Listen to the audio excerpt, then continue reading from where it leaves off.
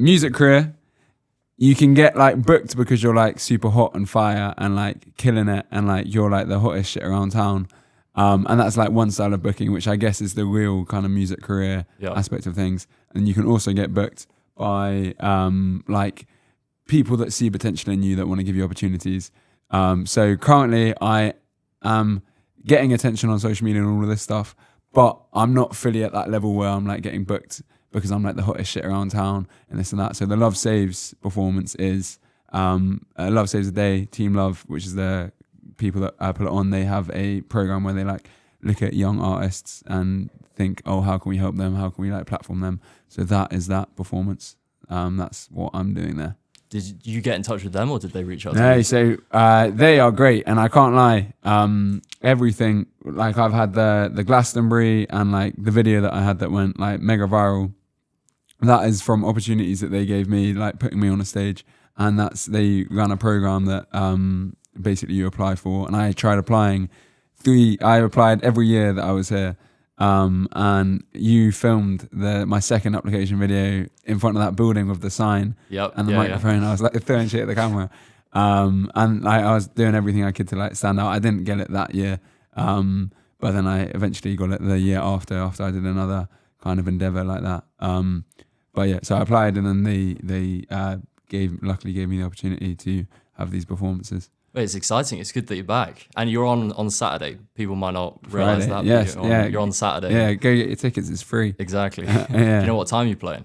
Not yet. It's one of those ones. It's the kind of, in this stage of like a music career, well, it's like a bit of a it's not a Wild West, but it's like when you're not like being contracted to do a gig, and it's not like it's not like the like business aspect of the music. It's like the kind of talent development underground scene of like giving different people opportunities. So the point I'm saying is, no, I don't have a fixed time yet. It's not like time's been allocated. In like a proper business like show where you're there to like put on a show, you would have been told like what time you're performing like weeks in advance. But so I don't know yet. Yeah. It's good to see you're really excited about it. You seem like you're really looking forward to it. Let's run it back. Like, obviously you studied geography.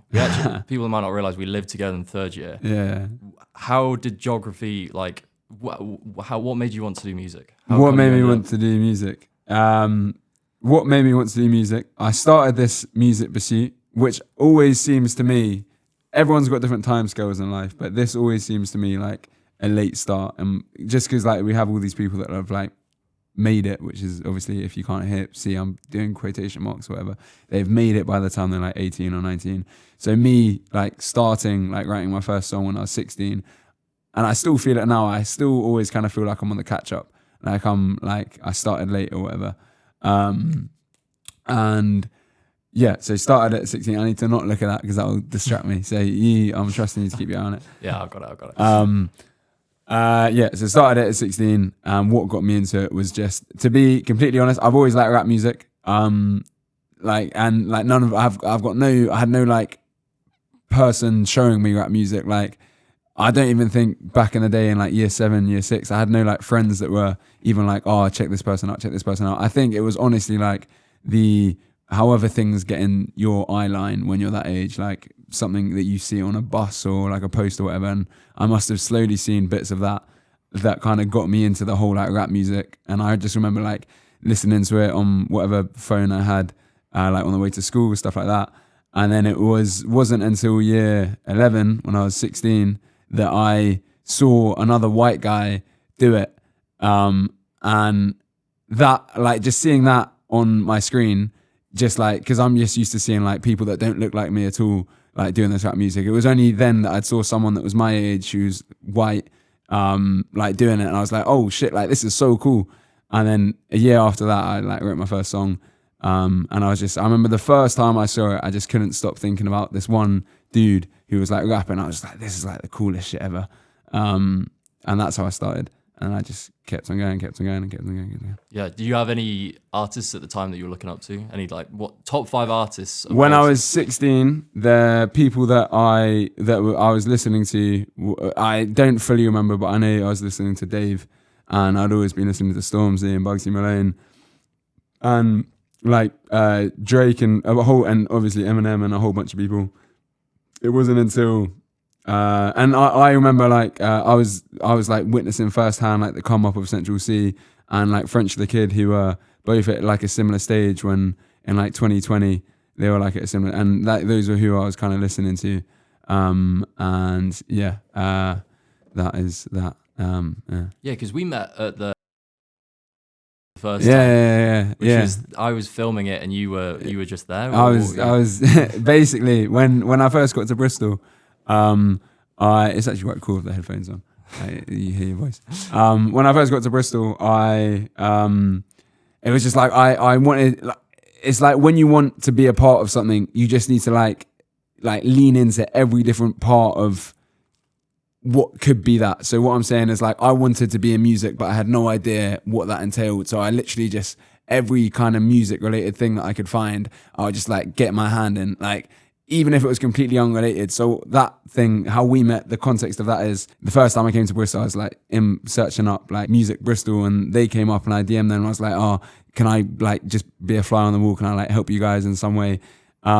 And again, this is with no like, oh, this is what's going to get me to Central C level. It was literally just like, I want to be a part of this music thing. So I'm just going to lean into whatever I can find that is something to do with music. And then that eventually led to me like helping out at events and then meeting you at their thing. And that's the thing, always had a little plan. And I remember I saw you with your camera and I was like, that was, I think, our conversation. I was like, oh, can you help me film something in my own time? And then you were like, oh yeah, cool. Do you know about this rapper called HULTON? And I was like, oh, that's me. I remember that. And that was because we had the group chat for our accommodation, and I would like put in videos of mine. Oh yeah, and I be do like, remember that. Yeah. Like, comment on this or check this out. And that's how you'd see me. How come? Because once we started cooking, the content started coming through quite quickly. What were you planning at that time? What was your kind of vision? Just keep putting out videos? Because you were doing, was it like Britney Spears remixes at the time? Yeah, that again was just everything that I put out, from jumping over fences to climbing up ladders to doing this, doing that.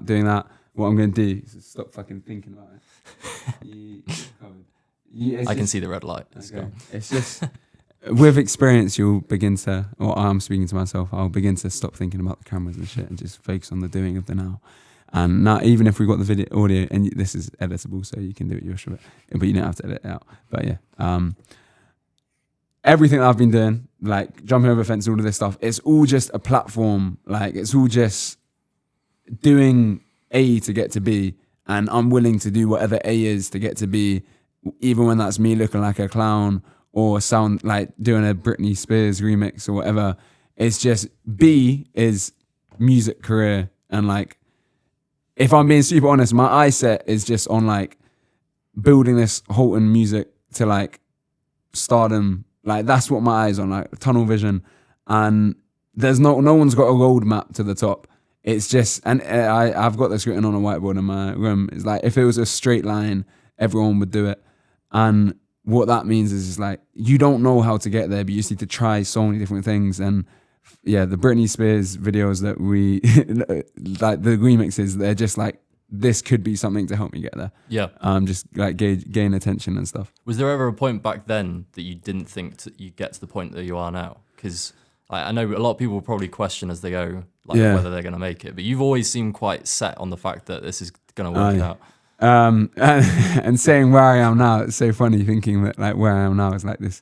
Like I still, I'm a million miles away from where I intend on being.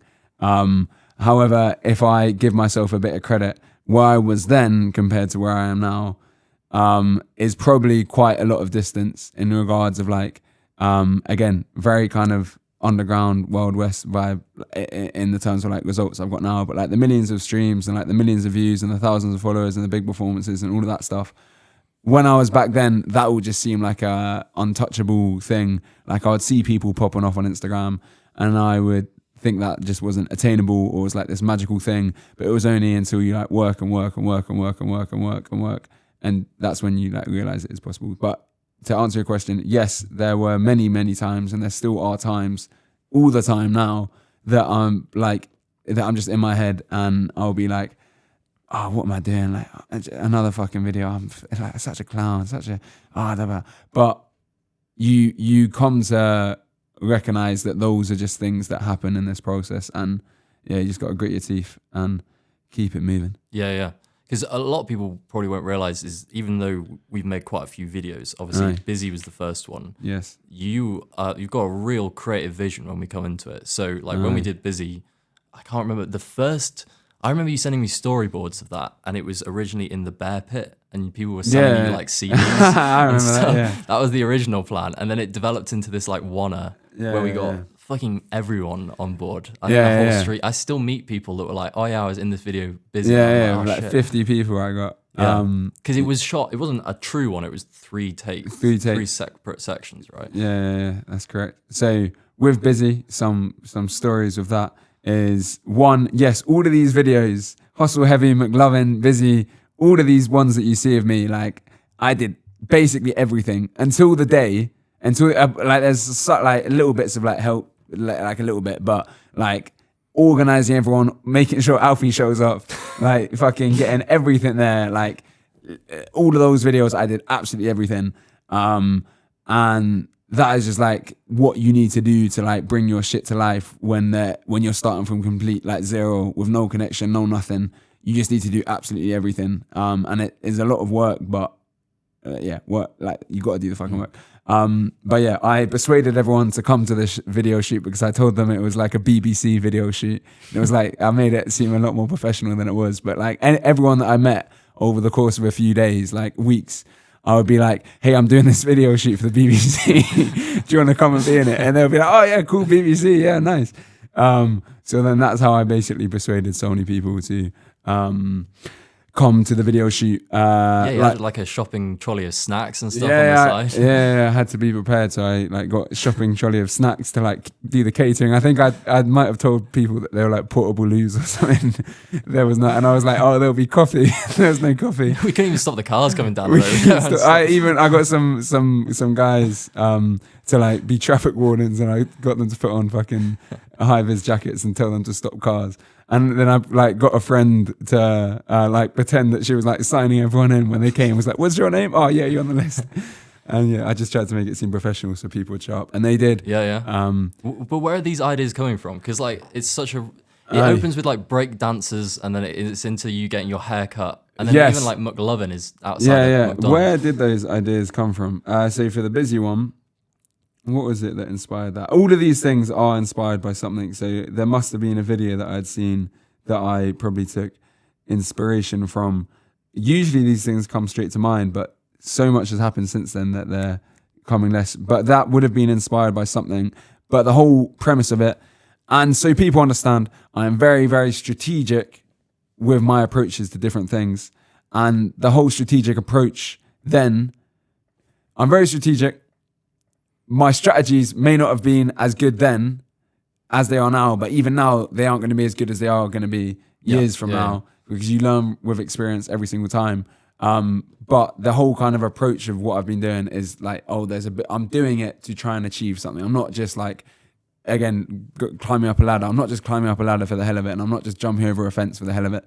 I'm doing it because in my brain I know that this is like what you do to get attention, to stand out. So the whole thing with the Busy video, if you watch it, there's like me getting hit around the head at the start to like, that's like meant to be the hook. Yeah. Because before doing any of these video things, like I don't know anything about video. I don't know about this. So you like watch YouTube videos, and people on YouTube, they tell you, oh, you need to grab people's attention at the start and you need to do all this. So then my little head's like, oh, okay, grab a bit of attention. Let's hit me around the head. That'll grab attention. So it's all like a bit of a strategy. But yeah. I think it was Ren Money Game Part 3. I remember showing you that. That's a Wanna music video that's very similar to Busy. And I think I'd actually met the guy that DOP'd that. Yeah, we met him together. Yeah, we were at that networking event. Yeah, I remember. And so people also know the way my first hustle and bustle, like the first thing, I've done lots of hustle and bustles. I've washed cars, I've sold phones, like done all of these things growing up.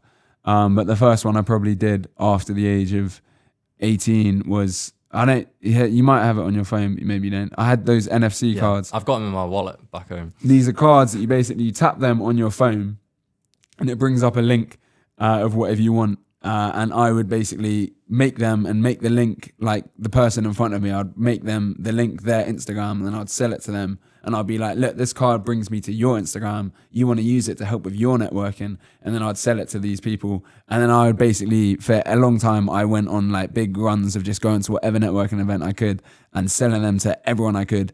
Because it was basically universal. I could sell it to anyone, because anyone who has an Instagram or some kind of profile, I could sell it to them because I could customize it for them. So I could like make the pitch and make the sell very personal. Like, this is going to help you do this and you do that. But the reason we went to that event was because, I was out on the hustle selling those cards. And I remember I told you, you should come to this event. It's to do with film people. Yeah, I met a lot of filmmakers there. I actually met the gaffer on Puddleman at that networking event. Really? And we still talk about how you were there as well. Like, I've done a lot of shoots with him. Yeah, good. Where do you find those business cards from? Like, where do you actually get them originally? Where the idea came from, I was sold one where the idea came from. I saw an ad and I saw it being demonstrated on the ad. Oh, this is what you do. And I bought the card, and giving the credit to the people that first brought it into my attention was, I think the card was called like Mobilo. And I bought it from them. And then I kept on, this is why love and hate relationship about emails. I don't like emails. But I can't lie, if I really think emails have like brought me different things, and I never like looking at emails, but they kept on pounding me of like more buy now emails, like, you want more cards, you want more cards? And then eventually I was like, they keep on trying to sell me these cards, let me just like Google these cards. And then I basically realized that you could buy these cards wholesale. And then I was like YouTube videoing how to program them myself, and I realized it wasn't that tough. And then that's, because they sent me an email, the idea came to me that I could sell these cards myself. And then that led me to, selling them. And that led to that event. And I would always, like year 2024, I would be taking, and 2023, I was buses, London to Bristol. I was on that National Express bus so many times. And I'll go to London first without the cards when I was like in 2023. And I was like just figuring out the music industry. And then 2024, I was going on the hustle, and I was going to events and selling. Money is like this thing that is such a big part of all of our lives. But I guess I kind of noticed in my own life and like other people's lives, it plays such a big role. It just like we decide where we live, where we work, what we do every single day, whether we get the pizza, whether we like go to this place or buy that thing. But and it dictates so much what we do, but I just kind of noticed like we don't spend any time actually like studying it and figuring out money. Like, what is it? Like, how are people earning it? What is that about? So basically I'm very on my routines, and it's this, long story short, I just, for 2 hours every day, like my day just said like money and like learn about money. So that was me like learning about, oh, this is a good thing to invest your money in ETFs, stocks, stuff like that. And then I was like, okay, how can I earn more money? Like bank swaps. I did so many bank swaps. So I'd like sign up to a bank and then swap it to another bank, and they'll give you £200. I was just looking at as many things as I could to like find ways to make money. What you should do with your money is invest it, and ETFs, stocks, shares, everything like that, very important. So what have you been doing since uni? Where have I been doing? Where have you been hiding? Yeah. So uni is like this really interesting thing that is really, really great, and I'm so glad that I went. Part of my head though has been trying to like shake off the idea that I went to uni, only because like I think growing up, uni just seemed like we all grow up in different places, and like within different cultures and stuff. And I guess where I grew up, the culture was like, go to uni, like this is the way, this is how you do it. You do uni, then you get your job, you do uni. I didn't know anyone that had done anything different. So it was just like, it just felt like the default choice. And so yeah, by the end of uni, I kind of realized that I think so much of my life got changed through listening to podcasts, just the way that I saw things, because I like hearing so many people talk about their stories and talk about how they had to go against the grain, all of this stuff, that led me to eventually see that, okay, like my life is similar. Like I got to go against what people kind of expect of you to go and do. So after university, I was just like, what's the one thing I want to do with my life? I want to be a big time rapper. That's the one thing that I want to do. So I've just been knuckled down on that, like figuring it out just every single day, figuring out content, figuring out how to put out music, figuring out how to promote the music. And I've been trying to figure that shit out for years, but it was only when everything stopped and I was really able to be like, okay, I get up, I do this. and I do this and I do this and I do this. I don't do anything else. I'm not partying. I'm not distracting myself with anything. This is what I'm doing. And so ever since uni, I've literally just been figuring out how to make it in music. So when you say this, what are you actually doing? Like on a day-to-day basis? Yeah. What's the life of a aspiring What's the life? music? So, you want to be a music artist. Okay, so you get out of bed.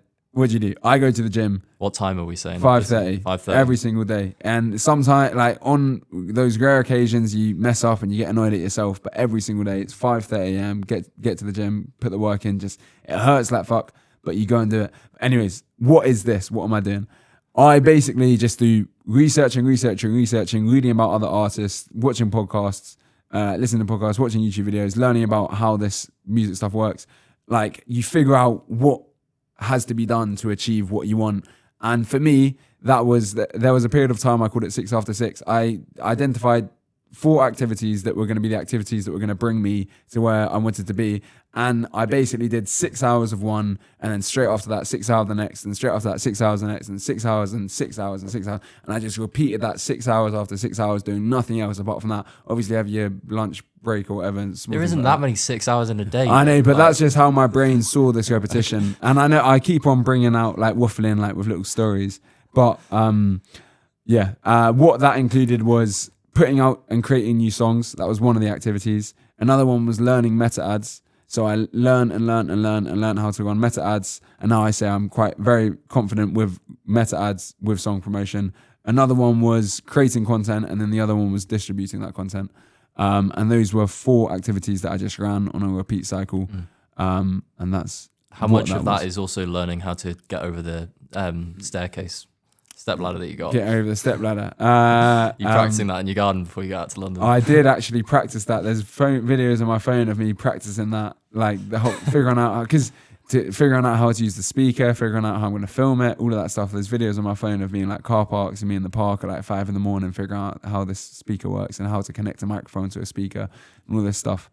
So yeah, that's that. Yeah. Where's that idea come from? Going to London. Going to London with a ladder. So the whole idea of the ladder came from, I tried to put up a billboard in 2025. At the start of 2025, I tried to put up my own big billboard, like a full-on big one, like not a small one. And that endeavor led me to figuring out, learning how to put up a billboard, what equipment you need, what kit you need. What, just you putting it up anywhere or just buying the space? Like I figured out, I was like, how much will it cost me? And I emailed one of the people that organized it, and they're like, it's going to cost you $1,000, mate, for like 1 week. And I was like, fuck that. And so you're going to put your own billboard I decided, I knew which billboard, and it was a full-on big billboard. I forgot what the term is, but big one. And I was like, okay, that's the kit I need. And I ordered all of the kit. So I keep it, bro, I haven't done like a podcast, like whatever, apart from my desktop. So like all these stories. But basically, I wasn't going to pay the £1,000 to put up a billboard. So I ordered all the kit that I would need, like the sheets of paper. I got these huge printouts of my face because that was the song that I was trying to promote.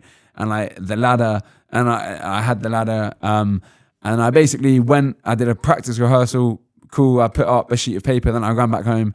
And then the next day at like 3 a.m, I set my alarm, and I was going to go and do probably an illegal activity and put this billboard up. And then I left my ladder there, like a huge ladder. It was like my dad's ladder. It was like this massive one. And then I was like, oh shit, I need to grab something from the house. And because the billboard wasn't that far from my house, I put the ladder to one side, gone back to my house to grab something, came back, and then my huge ladder in like 5 minutes had disappeared. I was like, fuck, someone's stolen this ladder in like 5 minutes at 3 a.m. Someone's stolen this ladder, and I had no idea what to do. So my best idea was, okay, there's 4 ways they could have gone. I just need to pick one. It must have been quite easy to spot if they're carrying a massive ladder. Yeah. I had no idea he would have taken it. So my best bet was just run in one direction and hope I catch up with whoever's stolen it. I didn't catch up with them, and someone stole my ladder. But nonetheless, eventually, a few years later on, I had to use a ladder in the house to help me like prop up a camera. And then just because I'd always had ladder in my mind, because like I'd lost the ladder, I had to buy ladders to like make it up with my father because it was his ladder. And then, so we had ladders in the house because I overbought the ladders because I didn't want to. You overbought. Ladders. How many ladders did you buy? buy? I got 2, willing to get 3 because I didn't want to piss him off. And so I was like, "What ladder do you want?" And then he was like, "Okay, well, we'll have that one." I was like, "Okay, cool. I'll take that one back to the shop." And then the one I took back to the shop, like, "We ain't taking this back. You've already bought it. You could have damaged it." So I had to keep this other ladder. And then, so that ladder's just been sitting in the house. And then I was like, "How can I turn this bad into a good?" And then eventually that kind of led me to have the idea of, okay, how can I stand out? I can stand out by fucking standing on a ladder. So I'm super tall. So people see me, like if someone's on a ladder, you're probably gonna look at them. And then with the chip on my shoulder of like someone's stolen my ladder and I want something good to come out of this, I guess that's kind of forced forward that this fucking ladder thing of me just using a ladder to stand out and all of this stuff. So that is what has sparked these things of me going to London, standing on a ladder and performing. And also that is done because it's fucking scary doing that. The first time I did it, I felt fucking like you're in this public space and I got these guys that I've brought with me to like help, and I've put them in like things that look like bulletproof vests, and like I've got this huge speaker. I'm going to make this peaceful public space. Like I'm going to turn it into this, like me performing on a ladder. And yeah, so that was like super scary, but that's the thing in life, like you find what scares you and then go and do it. And yeah, so I was scared, did the ladder stuff, and now I do it. And it's helped me be a lot more like, just not even any concern about whatever anyone, not even whatever anyone thinks about me. It's more like we all have it in us where we think that people are like thinking of us and like looking at us weirdly. And so I guess I'm not doing it for anyone. I'm doing it for me because I know that is something that has been in me of being like, oh, like I don't want to look like this or look like that. But like all that stuff that I've been doing is like leaning into that feeling to, I guess, heal's probably the wrong word, but like correct to that concern and anxiety that I guess all of us have. And things like signing strangers up to banks and standing on ladders and jumping over fences is me, I guess, finding that pain point that, oh, I'm scared to do this, but then doing it anyway. And then you're no longer scared to do it because you realize you haven't died after. So now I've got no issue going anywhere and standing on a ladder and performing. But yeah, like you find the things that scare you and then do them until they don't scare you anymore. And that is, I guess, the premise of lots of things that I do. Yeah, that's a really good point, actually. And I think a lot of people connect to that because I've certainly found that this year I want to do more stuff that like scares me and push those boundaries. Have you got any advice for people that are kind of worried to make that first step? I know you say just do it. Yeah. When you get those butterflies, what's your kind of What is advice? my You must thing? get that performing as well, I guess. Yeah, you do. So first of all, disclaimer, I am in no way the expert of fucking anything, but this is just the advice I guess I give myself a few years ago. And that is just whatever, obviously within reason, but whatever that thing is that scares you, they're asking a girl out, asking a boy out, like fucking doing this or doing that, or like just find that thing that scares you. Obviously nothing that's going to risk your life, and just like you need to figure out a way to just do it, because it's so hard to do things. So like literally like just like period, so hard to do things because people just love speaking and distracting themselves with whatever it is, but actually doing stuff, so few people do stuff in life. And I guess this brings me to a point that I think lots of people, I guess, that are pursuing like some kind of big thing, like people, there's a lot of loneliness in it because you realize eventually after pursuing it for so long that there's very few people that want success and want to achieve things in life. And that isn't to come across as judgmental at all, because people like achieve things in life in their own way. But I guess in the way that I'm trying to achieve things, there's very few people that are like that obsessed and that serious to make something make one specific thing happen.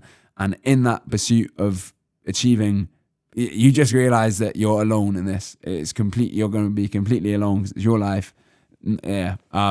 So again, I've gone off on a tangent, but anyways, you're gonna feel anxious, scared, all of these things, but you just need to figure out a way to just do it anyway, whatever it is. Have you had much support from your family doing that? My family are very supportive, and I love them all. All of my little endeavors, though, has been like we've all got our own lives, and all of my endeavors of like ladders and signing people up and like I keep on referring back to those things, but lots of little things that I've done, I guess I've done without like speaking with them about. It's just like I go on my own and I do these things by myself. You must crop up in their feed and they're like, what Yeah, the fuck's he doing? yeah. So you get things like that. He's running up Park Street again. That's what he's doing. Yeah. But do I get so first? Yeah, disclaimer of yes, I great support from my family. And super grateful for them. And I'm just thinking, have I? They don't want me to risk my life and get hit by a car or die. So I guess in some things that I've attempted, like the billboard thing, I remember, because I think I was just like honest with them when I was like, oh yeah, I'm going to put this billboard up. They were like, don't do that. You're going to like, but that's like what that's what families are going to do. Yeah. Like they've got your, hopefully they've got your best interest at heart. But in the kind of going against the grain and standing out, I would say they support me once I've shown them that it can be done. Yeah, that is possible. Yeah. They've got it. They've seen the talent and now they're kind of behind you as well. Yeah. Talk to me about Glastonbury as well. Also, I've got to ask you this. What the fuck was going on with the Bush people in Glastonbury? Yeah. Why? Who were they? Where did they completely come from? Completely random people that were there. You didn't plan them, but they were in the crowd at the back, and I like signaled them over. Because last time I saw you were I wearing did a Bush video, costume. yeah, but not related at all. If anyone wants to, you can search up my Glastonbury performance on YouTube, and you'll see these people dressed in ghillie suits. But yeah, they were just there, and I saw them at the back. And the Glastonbury, I think, is going to go down when I like look at the history of Holton. It's like after Glastonbury, I like felt something in me, like that. Like when people talk about like a magic feeling, or whatever. Like I felt something after that. I felt like this is special. Like this is like a special thing. You weren't there, so I have to tell you what it was like. It was basically like I'd never had that before, where it was like I felt such a energy with the crowd, and it was like I felt like I'd like done something like really cool that I'd never ever done before in my life. And it was basically, if for context, I just put on a really good show, and like everyone was vibing. It was like such a great vibe. And yeah, every single show I'd done before, it was like me just trying to like get a reaction from the crowd. But then Glastonbury was like some other thing. But yeah, Glastonbury was great. Little hustle stories from Glastonbury, like so many things just happened like run and gun. Like I remember that day Glastonbury was happening when I was performing, I knew that I had to film this. I had to get someone to film this. And I was running around Glastonbury Festival, and everyone that had a camera was like, oh mate, can you film my thing for me? Can you film my thing? And like loads of people were like, oh yeah, £500. I was like, fucking hell, no. And all these things. But now that I know how serious I am about this music, £500 to get a like good set like Glastonbury filmed is like I wouldn't like that. If that was what was going to help me get to AB, I would do it. But then obviously I hadn't had as much experience of like putting big money down behind me to support like the career. I was like, oh, that's crazy. But basically it was really hard to get someone to film it. I eventually found someone to film it. He did a really good job. But Glastonbury was special. And one thing I say as well about that is I was watching the Kevin Hart Diary of a CEO interview, and they were talking about like Kevin Hart's first like thing where he like made an impact with a stand-up set, and I just like connected with that. I was like, oh, I think Glastonbury is like my version of that. Like thought I did a really good job. Yeah, because you used to work there as well, so it must have been cool to go back as an artist and I'd done get on a stage. 2 years of security at Glastonbury, security quotation marks, sitting on a chair in the sun. But yeah, 2 years of doing that, and then like performing was like a big, like it was big change. The one thing I do say, after doing all of the work, that really made me realize that anything is possible in life. And all these things that we think are so special, if we eventually do they're special, but you can achieve them. And the point I'm getting to is, before I'd done all the idea of Glastonbury was like, oh, this magical special thing. But then after I'd realized, oh, like the rules of life are fake. And then I was like, yeah, that led me to then be like, okay, I'm performing at Glastonbury. Why am I here? Because I've done the work to get here.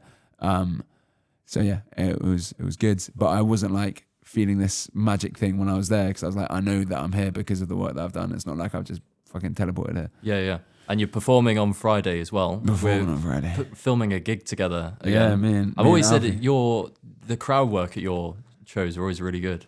Like, yes, sir. Are we expecting a big crowd on Friday, or? We are expecting. I imagine. I think we are. The people that I think over 100 people. 100 people is a lot of people, but I think we are. Yeah.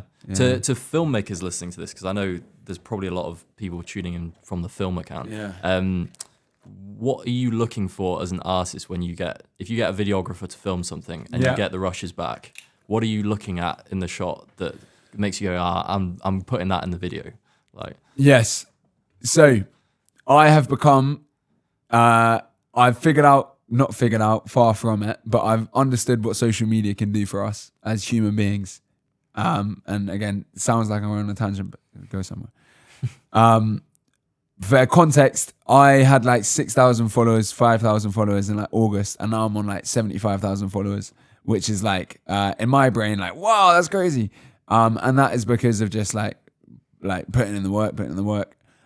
So the point I'm getting to is for filmmakers, now what I'm looking for is anything that I'm kind of familiar with that could do well on social media.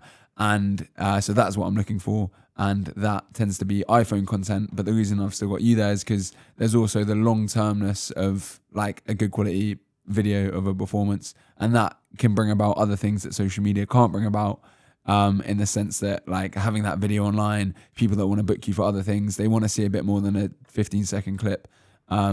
So that's what that purpose is, having an Alfie there to film. Exactly. Yeah. Nice, everyone's got to have an Alfie in the Everyone's corner. got to have a get a good DOP, and then you can direct your stuff and go and keep doing. What's your favorite of the projects we've done? What's your favorite that you look back on?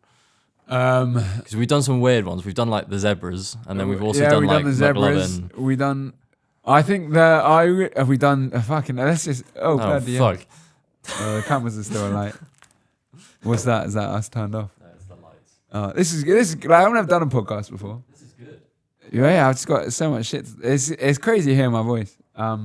It's insane quality.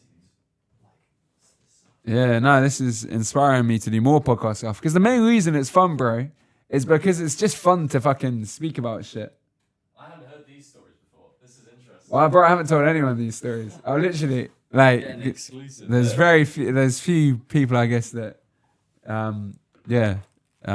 everyone's, interesting stories. But no, this is just great. This is why, bro, I trademarked the name decade by decade. Like I fucking paid like 200 or whatever pounds to trademark it so no one else could do it. This is the thing. I know I want to do it because I've had fucking shit like this before where I've like spoken. I really enjoy just speaking about shit and like important things and stuff. But I've just been so focused on growing the music that I just haven't dedicated the time to do it. Yeah, it's something you can do on the ad hoc though. Like it's the thing that not every podcaster podcasts super regularly. Yeah. People always tune in if you've got something good to talk about. Yeah, but now this is good that me and Alfie have reconnected because I just know this is a fun activity to do, so I'll be doing more of it. So what of the projects we've worked on? Let's list them. So me and Alfie first did. Before that, I just got Alfie to film some videos of me at a car park, and we did that a few times. And basically, I told Alfie that I gave him a business contract, and this is me again trying to have strategy with everything that I'm doing. I remember you paid me in snack bars at first. It might snack bars. It might have been, but nonetheless, I realised that when there's a bit of a payment process going on, like I'm giving you this much to do this, when you start putting money behind something, even if it's just a tenner, which is what it was starting with Alfie, it just like when you start taking the steps to bring an idea into reality, that idea begins to come into reality. And that's what I really want people to understand, that you need to take action in whatever form that is to bring an idea that you've got into reality. So it started with me knowing that I need to get content, but it can be such a ball ache to organize this. So I told Alfie that I was going to pay him £15 every week to ensure that, like, I would put him on like some payment plan or whatever. And then that would just mean that we would film consistently. And I did that myself because I knew that I wanted to do this because it was going to get me to B, from A to B. So that's how it started. I was getting Alfie to film me do car park stuff. And then we did a fair amount of that. And then we split up for summer, came back, and I got funding. That was Youth Music, shout out to them. And they gave me £2,500 to film some videos. And yeah, basically I came up with an idea, and then anyways, yeah. That was Busy, wasn't it? We'll get to the point. Busy, Hustle Heavy, Alfie wasn't there on. I don't know what you're doing. I broke my camera. I was filming foxes and the wind blew my camera. Oh yeah. Hustle Heavy, Busy, me and Busy, McLovin. These are all videos. Everything we talk about, you can find it online. Busy, McLovin, a whole bunch of McLovin stuff because we went back twice. A whole bunch of short form stuff as well because we had the Marriott stuff and yeah. Oh yeah, you were in Hustle Heavy because you filmed. Yeah, actually a little bit. Yeah. You filmed. Yeah, we did the Hustle Heavy. We did that. We did a video to help me on this application to get onto this talent development program that I'm on a failed application, but we did that anyway. Then what did we do? McLovin. Then after that, Endgame. Yeah, so it must have been McLovin was the last thing we did second year of uni, and then after that third year, we must have done. Yeah, we did Background, which is the artwork of my project that I released in February where I sounded like SD Kid. Which was Background? It was just me and you on the sofa outside Berkeley Square, and we did some videoing there. We've basically done loads of little videos, but we did Endgame, we did Hustle, fucking Head to Toe. What the fuck else have we done? Coming in, that was a crazy one. That was Jacob, director of Puddleman's in the van. Is it? Yeah, I remember that. That was Danger Close with me on the stool. That was actually one of my favorite ones. Actually, that was a cool concept. Yeah, again, all of these things. This is how I thought social media worked. I thought those would blow up on social media. They're not.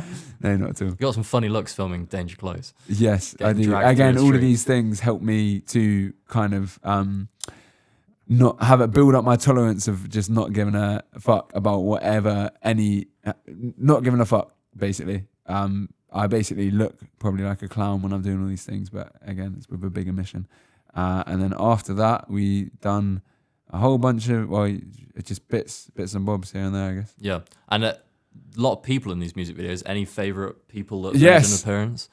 Theo Taylor Smith. He's always been a man on job. Adam Southern, name dropping these people. He's always had the vehicle, driving places. Tom Crevaro. He was obviously big up Tom Crevaro, helping out in loads of ways. But yeah, lots of people. But you had Khan in McLovin. Yeah, Khan. Was that his name? Yeah, no, it is Khan. He's another artist, although he does robotics or something, right? He's an amazing Maria, artist. She appeared in quite a lot. She appeared in quite a few. Yeah, bringing it back, shouting out to all the people. That was a lot through Bristol Collaborative Arts. You were doing that stuff as well. Yes. So Hustle Heavy happened because again, anyone listening that's trying to do anything creative, just keep your fucking ears out and find the opportunities, because there's so many things going on at like the underground level of like these people want to help, or these people, like, I say so many, there's not so many, but you got to keep your ears and eyes out and find these things. But basically BCA is a society in Bristol. They like put on this, we'll give you £200 to help put on a thing. And again, this was in the time that I was like just sinking my teeth into anything I could to do with music. And I was like, yeah, go on then. And then I put this pitch together to pitch to them. I got in a suit and I pitched them the idea. Nothing like Hustle Heavy turned out, but I basically persuaded them. And then they gave me, like, they funded it as well, basically. And yeah, that led to Hustle Heavy. I forgot where we were. Well, I find it interesting because people watch Hustle Heavy and they're like, I don't think they realize how much of the content in music videos is actually relevant to your life as well. Because you have something of a background in boxing, right? We used to spar in Berkeley Square. Yeah. And then that's obviously featured in Hustle Heavy. That is, yeah. I've always been a fighter. Not a lover. Yeah. I guess I've always, a character trait of mine is that I guess I've always liked fighting. Never in a violent, angry way. Never like, but I've always like punching a bag and stuff. I don't do much of these things anymore. I part of me says I'd love to do it more. But I'm just like uber monk mode focused on this music thing. Because it's like, we have one fucking life. Fucking hell. Like, fucking make it happen. Is what my brain says to me. Monk mode is good. I'm taking monk mode. Yeah, a lot of what I say is things that I've heard from other podcasts as well. But anyways, boxing I've done. I guess just giving all the stories. I grew up in Singapore for a bit of time, and I did lots of kickboxing and Muay Thai and stuff over there. Nothing like Karate Kid. I wasn't like fucking like doing it every single day, but I was doing it a fair bit there, and I've just always found it interesting. And I was doing a lot when I was when I came back to England after that. And then I've just always done boxing. And yeah, Hustle Heavy is me doing a lot of boxing. Yeah. Have you gone back out to Singapore? I haven't, not once. I haven't been back to Asia once. I was out there last summer. It's a really cool city. Like it must have been cool to grow up in. Like it was. I was there for 2.5 years, but quite formative years, like 13 to 16 hereabouts. Yeah. But yeah, quite formative years, and yeah, I look back on my memories there fondly. Tough times over there, in the kind of circumstance of what I was doing over there, but yeah, formative pain. Pain makes it's a good lesson. Like, you learn from that. For context, I was out in Singapore for actually we'll speak about that another time. But basically, you when you have like formative experiences when you're growing up and like you lose family members and stuff, that like those big, when you take something massive away from like a teenager or a child, and like life like punches that child in the gut like really hard, like that child, like it's like that pain kind of, they learn from it and like it teaches them about life and stuff. So I guess that forms part of this conversation and what I am here speaking about today. it's probably where you got a lot of your drive from then, I guess. That dedication to making the music thing happen, like achieve. Yeah. I guess dream. Even with this music thing, I when I think of myself, I don't think of myself as this like crazy artist, and I don't think of myself as this like musician. Like it feels weird saying that I'm a musician. I just that yeah. What I am is just a man with a plan. I'm just someone that is like, I want a life like this. I wanna do this, and I'm gonna do it. And yeah, I could have picked business. I could have picked acting. I could have picked something else, but I've picked music because it's something that I've got, I guess, a natural affinity to. And I just fucking like, I know it's possible and I'm willing to put the work in to make it happen. One other comment on this is a book that I read by Felix Dennis, I think his name is. I think it's called How to Make Money. But he basically spoke about how some people just have this thing where they're just so hungry to get it. Not money, not this, but just to get it, to like achieve things. And he refers to it. And a lot of my songs, like all of my song lyrics, I guess after like I was like 18 or whatever, I could sit you down and I could talk to you about the meaning behind all of those lyrics, like 99%. But yeah, basically he spoke about how some people just have a tiger and it's tied to them, and they can't, like that, whether they like it or not, they've just got this animal in them, whether they like it or fucking not. And that's what I feel like I've got. I feel like I've just got this animal in me and I just can't not, like it's tied to me. I need to deal with it. I need to feed it, quote marks. And yeah, so I part of me, like, I question this a lot. Like, where's this drive come from? Why can't I relate to many other people? Why do other people not want to get up at 5:30 every fucking day? And yeah, part of me is thinking maybe like people are just born with different character traits and different things, and there's no right or wrong. Like, we're not here, like no one's better than anyone. Like, everyone lives their own life. So I guess it's me just slowly understanding that this is who I am, and this is the life that I am living, and like, yeah, got a tag about it. And yeah, going from strength to strength. Like, what's coming up after Love Saves? What's coming up after Love Saves? Do we get a sneak peek into what the Love Saves set is? Do we know if there's any features? Love Saves set.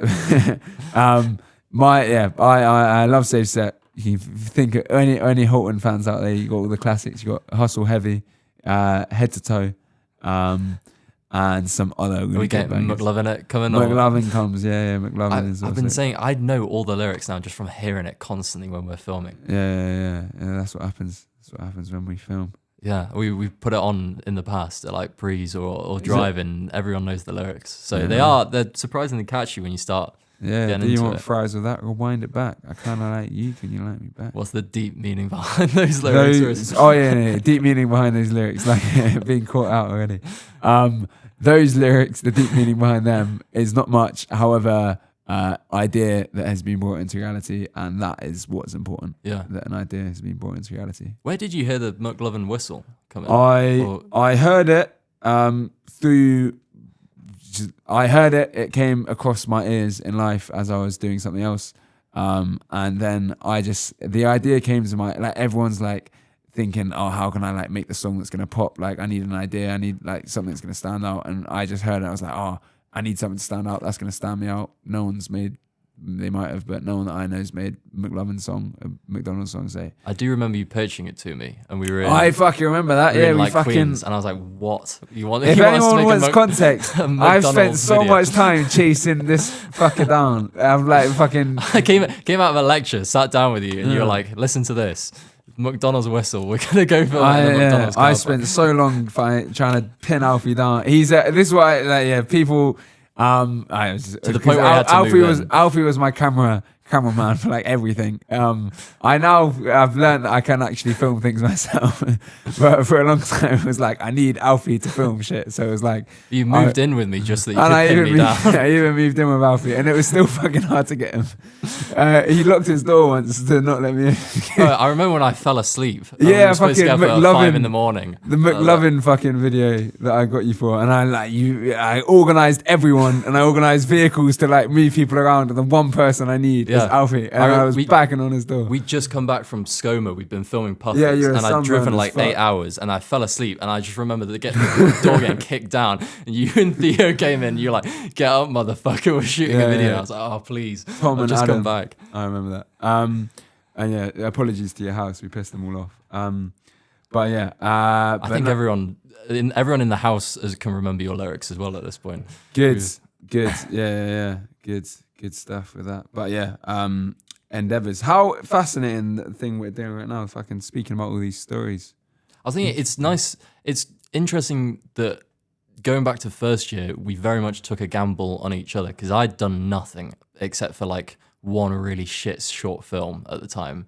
And I knew some of your songs, but you were mostly just putting videos on the Courtrooms group chat. Yeah. And we kind of both kind of thought, like, let's make a few projects together. And now sitting here, we've both done crazy stuff. Yeah.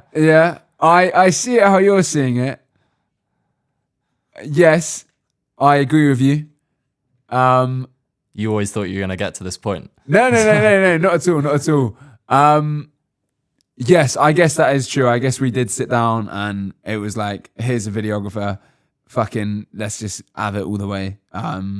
Yeah, true. So we have done lots. I guess in my head, it always ended up being you filming it, but my head is whoever can get the job done, I'll get it done. Yeah. But it always ended up I was being easy Alfie. access. Alfie didn't end up being the easy access. So what's coming up after Love Saves? What's coming up after Love Saves? So here's some content. So the reason I'm happy, like, speaking about all the behind the scenes stuff is because I've slowly begun to realize that like people aren't gonna switch off from my music because they've heard me on a podcast. I guess part of the reason, like, I didn't want to do things like this was like, oh, it means that I'm not gonna become some successful rapper. But then I realized that, like, if someone's listening to me in this podcast, like it is what it is. Like, no one's gonna listen to it and then actively not listen to my music. If they don't know who you are, they're probably going to go and check out some of your songs. Yes, potentially. But yeah, what's coming up after Love Saves? So here's some fascinating stories behind the scenes of what's going on with me. So I got booked first, like, big performance, like, not big performance, but like big paid performance. I haven't been paid yet. I haven't been paid the deposit, so I think these guys are gonna fluke out on me. But nonetheless, these like guys hit me up. They want me to perform at a club in Spain, and they were gonna pay me. The contract says £750 for like 20 minutes, and they're gonna put me in a hotel and fly me out there. And that was like, that's the like we said at the beginning, like we were speaking about, like, you have your like serious performances where, like, this is business. You're a hot artist. You're here to do a job, and then you got your like talent development ones. And this is like you're a hot artist. Like, we're going to pay you to come here, pay for your hotel, pay for your flights. And that is after Love Saves. Of course, you rap in Spanish as well. Yeah, of course, I rap in Spanish as well. I do a lot of that. How has that come about? How has that come about? My mom was fluent in Spanish, and she, I guess, had a very strong affinity to Spain. And I remember growing up, she would try and teach me Spanish, and I remember sitting with her, and she would like read me things in Spanish and be like, say this word, say that word. And yeah, when I was 16, I was like, I sat there and in front of a piece of paper, and I was like, fuck it, I'm going to learn Spanish. And I've got a Spanish godmother, and I've just like kept on practicing. And then when I turned 18, I traveled around Colombia, and then I ended up living with some people there. And then all of these things, you can watch music videos of me, because I was doing music videos in Colombia. And then I basically became I just really liked that I liked the culture, and I liked how I felt quite welcomed there. And I like switched off from speaking English. I was like, no more English for me for like a few months. And then I just practice it all the time. And this is the thing, anyone can learn any language, obviously within context, within a reason, but it was just, I want to learn this thing, I'm going to fucking do it. And again, practice. So that's the story behind that. Cool. And what's the other gigs that you got coming up? What's the other gigs that I got coming up? I got Love Saves Day, Forwards Festival. Those are all kind of talent development ones. Forwards is quite big, right? And I'm waiting to hear back from SXSW, which is, I don't know if you know about that. I don't know. No, SXSW is like I love how you did one of these like new rap. Yeah, no. SXSW is it's like Stormzy performed there before he was like Stormzy. Or no, when he was Stormzy, but like it's like, from the sounds of it, it's like it's a good industry one to perform at. So that I've been shortlisted for, I haven't heard back yet. Are these ones that you apply for, or do they? Yeah, so I've applied, again, everything I've applied for, it's taken me a while to eventually get actual slots at the things I've applied for. Like you apply and then they don't let you in, and then you eventually get it. But yeah, I applied for SXSW last year, and all these other things, but I eventually got shortlisted this year, most likely because of everything that I've been doing, of jumping over fences, performing at Glastonbury, millions of streams, all of this shit. But yes. Yeah. Any new music coming out? Every fucking week, bro. There's got to be. Is that an album coming or an No, EP? it's the wild west of the underground musician. Like whatever, I'm just doing whatever I can at the moment. Yeah. Like that looks like it could help me get ahead in the music industry. So at the moment, I'm just doing one song every week. I realized that I can make songs really quickly. And I read books about other artists like Gucci Mane, Rick Ross, Jay-Z, and like I just like, as I'm reading their histories and stories, I'm relating to some of the things that are going on in their come up of like, oh, they transition from writing lyrics on paper to then just freestyling it. And now I just freestyle. I don't like to go to the mic with much prepared. That might change, but for now, it's like I just like the fact that I just speak about shit that's going on in life, and I don't write anything. I don't prepare. I just like hear the beat, and I put whatever's down on my brain in that present moment, like on, and create the song from that present moment. So yeah, song every week comes out, and yeah, just keeping it moving, keeping it hustling. There's no straight line to the top, so whatever needs to be done. Yeah. Nice one. Anything else you want to add before we kind of wrap up? Man, this is crazy. This is a crazy podcast. Well, it feels like we're in some alternate reality when I take the fucking headphones off. It's really weird, right? Yeah, it feels like we're in podcast mode and then not podcast mode. Yeah, it's crazy. Some HULTON ASMR getting blasted into my ears. No, it's mad. What do you think? What do you think is worth speaking about? I was thinking one of the things I want to look at doing more with these podcasts is talking about storytelling. You be the first musician to be on this, because obviously I'm going to speak to scientists. We've spoken to scientists already. Yeah. Filmmakers coming on. What's storytelling for you from like a music perspective? What's storytelling for me from a music perspective? Yeah. What makes a good story?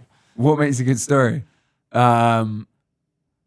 I've never ever been asked or thought about that before. Really? Well, I guess maybe I have. I tried writing a story when I was younger. I guess it's bigger for doing like documentary film. We think about the story a lot. You think about the story a lot. Is that the same with music, or is it? I can't lie. My brain is just so focused on one. I keep on saying that. I'm tunnel vision at the moment, so I'm not really thinking about what makes a good story and what makes it. I'm just doing work, just doing. Yeah.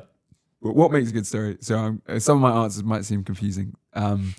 what makes a good story is... What do you think about when you start writing lyrics? What are you wanting to talk about? I don't like to think at the moment. I just like doing it. I just like very much the only thing in life you ever got is the present moment. Like right now, like this fucking right now. Yep. So currently when I'm writing tracks, I just like to just fucking present moment right now. What's going on? Yeah. I got songs about me running away from security, from getting chased out of buildings and stuff because of antics and stuff. Is there one coming about the billboard? There's lots of references to different tracks and lots of things like that in them, but potentially yes. There you go. Go find the Easter eggs in HULTON's songs. There's so many Easter eggs in them. I feel like I'll tell you a story, and then I feel like to end it, I think I should speak about like 2 song lyrics or whatever. Okay, So I cool. think that could be interesting.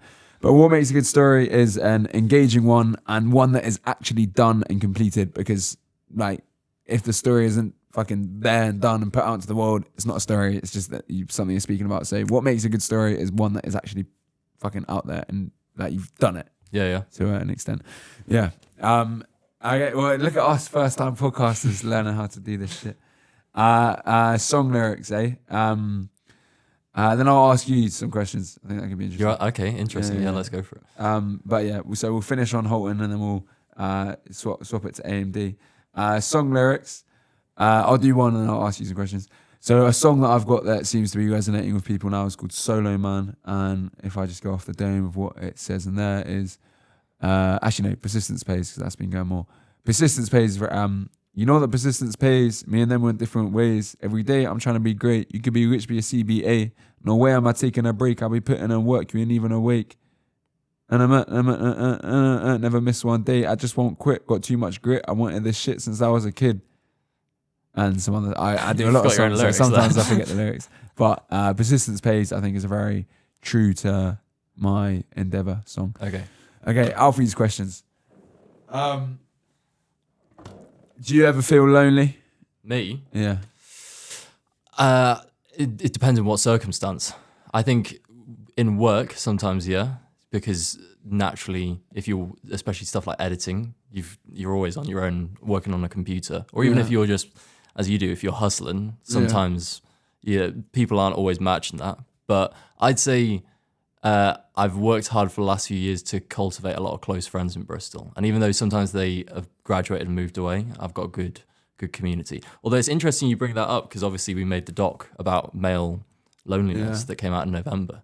It's like a massive issue. And when we started speaking to guys in the gym, it came up a lot. Like a lot of guys, when we were going to gyms late at night, it was like, what's the big thing that you're struggling with at the moment? Loneliness.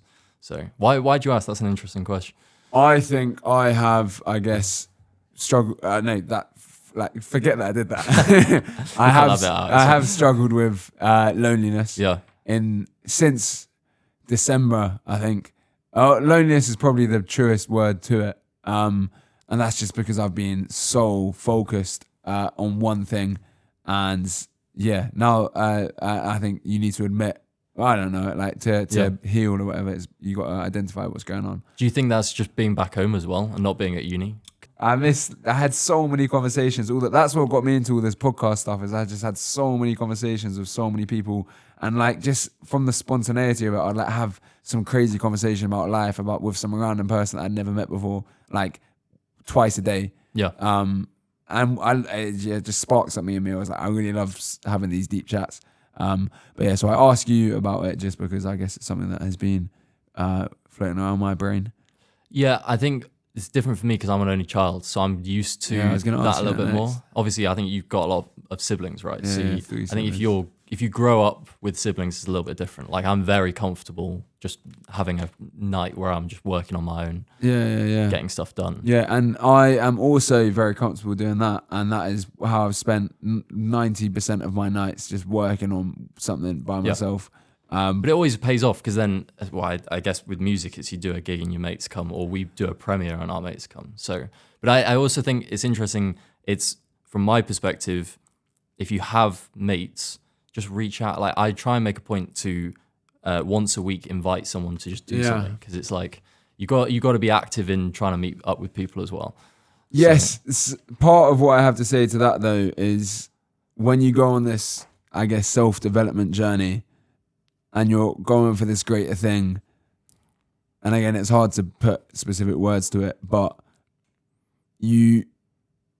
this again comes up in a lot of my song lyrics, like me and them went different ways. Some people are unintentionally gonna, even though they were your mates, they felt like your mates, they're not. They are, but they're your mates when you're not trying to go and achieve this great goal kind of thing. So yeah, just what you were saying, it was like, oh yeah, then you invite your mates to your show and you invite your mates to your thing. Like me just being completely transparent. I'm just so obsessed with this one thing that there's like, I'm just, I guess, excluded myself from lots of society related things. Yeah. I think I've come to find, as I've made more docs, is that I imagine it's probably different to you, but I find there is the number one thing in my life is relationships with people, and then all of the career stuff comes second. Because if you get to the top and you get an achievement, there's no point unless there's someone to celebrate it with you. So interesting. I always make a point to, and people drift naturally, and I think we're coming to the age where once you leave uni, everyone drifts and your friendship group changes. Yeah. But what's interesting is, where am I going with this? People are going on different trajectories. So it doesn't necessarily mean that you have to leave them behind. It's that you could bring them up in their own way. So say like I have a really close friend. She got nothing. Well, she used to want to be an actress, and she kind of wanted to do film. We used to make a few things together. And now it's not that we've drifted apart. It's that she wants to do music. And so I had an opportunity to set her up with a friend of mine who produces music. Yeah. And now she's up doing something else entirely. But we see each other all the time. She's doing something completely different to me. Yeah. But it's cool that you get to see people develop because they're always going to go and do cool things. So, yeah, it's an interesting thing, this, because when you're so obsessed with one thing, you like by nature, I guess some people might call it selfish, but like you're just so focused. So focused that you just forget. You forget about everything else. So what your friends are doing, I don't know. Like Sundays become, I guess some of my hardest days have been Sundays because that's like the day that you're meant to you're meant to relax, you're meant to like be with friends, and then I'm just there on Sunday, and just because I've made such a routine of my life of just doing work, and I'm just there on Sunday with like, what the fuck do I do now apart from more work? So it's like, and it's this weird feeling where you feel like, oh, I should be being a member of society, but no, I want to work and I want to achieve this thing. And I guess sometimes after like 30 Sundays in a row of, obviously not in a row, but after 30 Sundays in a row of doing the same shit, you begin to like question, am I doing the right thing? Is this how someone should live their life? And I guess all of this stuff is just holding on to that goal even throughout those hard times. Oh, more questions for you. I've got one in response to that actually before you hit me with one. Do you think, even if you had the opportunity to hang out with someone, do you think you'd be able to do it without feeling guilty that you weren't doing work?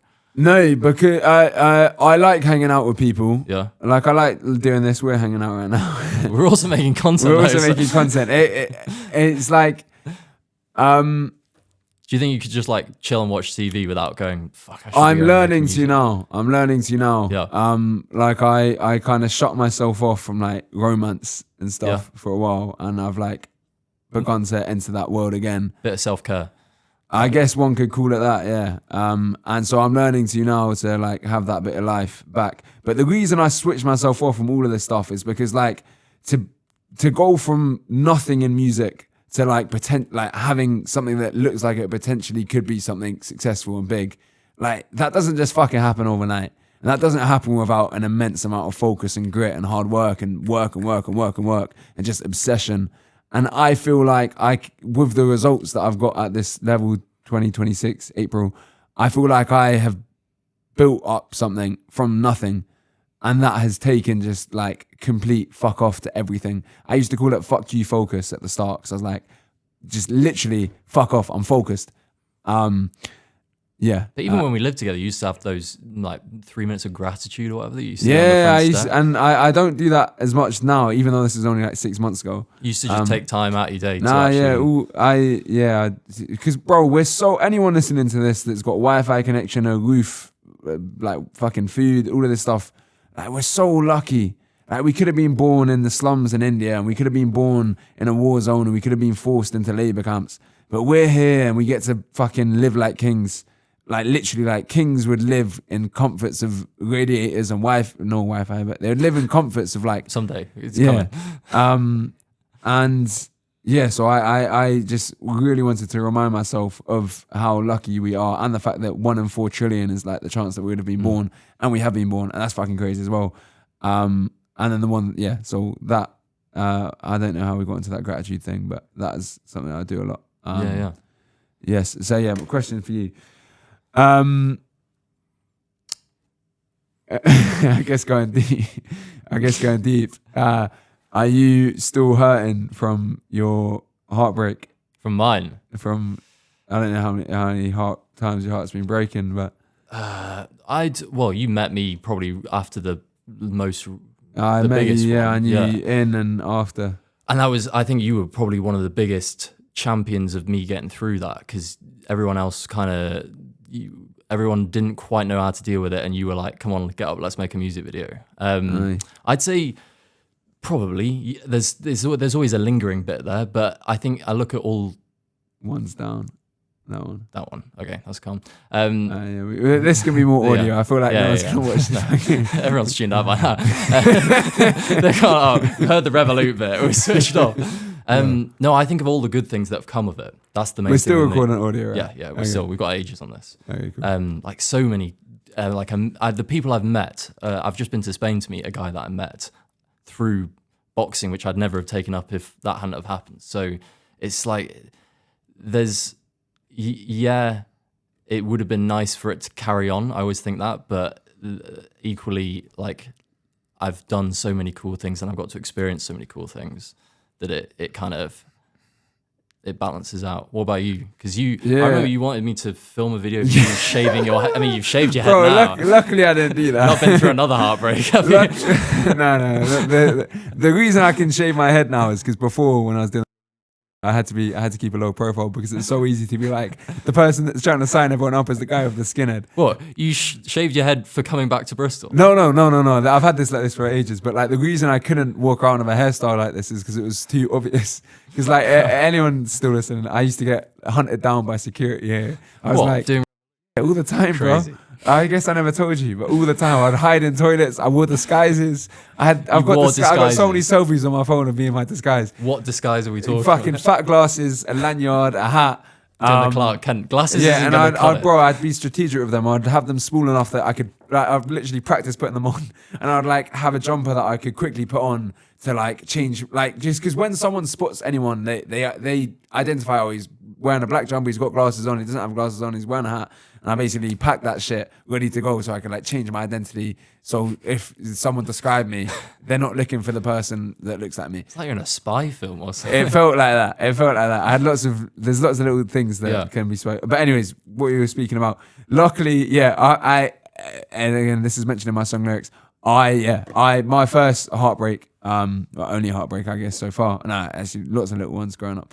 Not lots. I first like relationship, like girlfriend, that I guess I found that very difficult when that ended, just because it was like no one, even though it was like, it's the first relationship, it's like sweet, it's like nice. And I can't lie, like being back in Bristol, even though it feels weird. The reason I asked you that is because it brings back memories. The reason I asked you that is it's weird. I haven't spoken to the person for ages. But it's like weird. I don't know, like if I'm a lover boy or whatever. But I just like I'm waffling, but I guess I fantasize in terms of like this must in my head. I'm like, oh, it was an amazing relationship, but obviously in reality, like things go up and down. But yeah, the reason I asked you it is because even like 3 years after I've been in a relationship like that, I still like part of like my body, like it still feels like I miss that. Yeah. Part of me, and I miss that version of life. And I guess you have the classic is always, do you miss the relationship or do you miss the person? That's what you got to think about. Yeah. And I'm still thinking about it. I can't work that out. Bro, it's crazy. I don't like. I mean, it's probably only guys that won't. And hello to any girls that are listening now. But like, I don't know. I just feel like these are important things that guys need to speak about. Yeah. Of just like, it's okay to still miss your ex-girlfriend after like 3 years, and you can still miss them and still be in another relationship. And I guess the reason I'm vocalizing that is because like part of me, even though I guess I'm kind of getting into a relationship now, you can still, the reason I'm vocalizing that you can still miss like what you had ages ago, just because like we can't just feel weird and not speak about it. Yeah. And I guess I've felt weird, like why do I still kind of miss that thing? Yeah.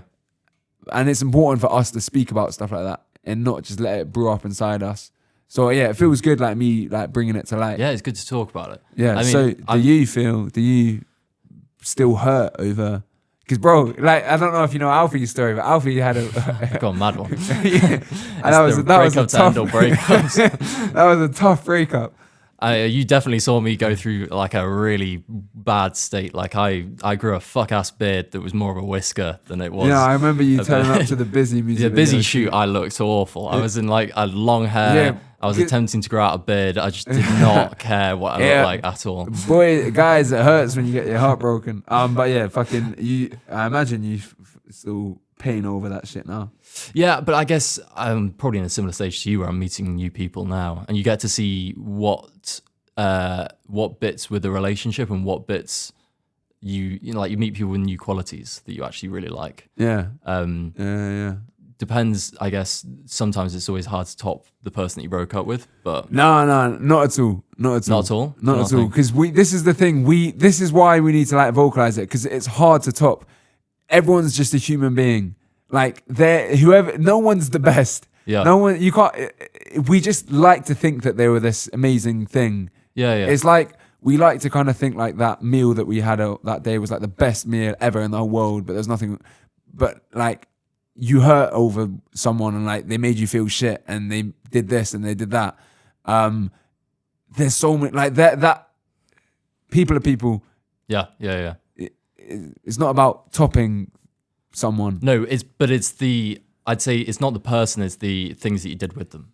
I'd say it was just different. It's just, I guess, the feelings that you had with them is like, because I don't know, first relationship is just like you never had that, and like I'd never had like a feeling of like this is like someone that is like, I was listening to a podcast. There's me, there's you, then there's we, and that's kind of how a relationship is. It's like you've got your life, I've got my life, and then we've got this life together. Yeah, it's a we, and like.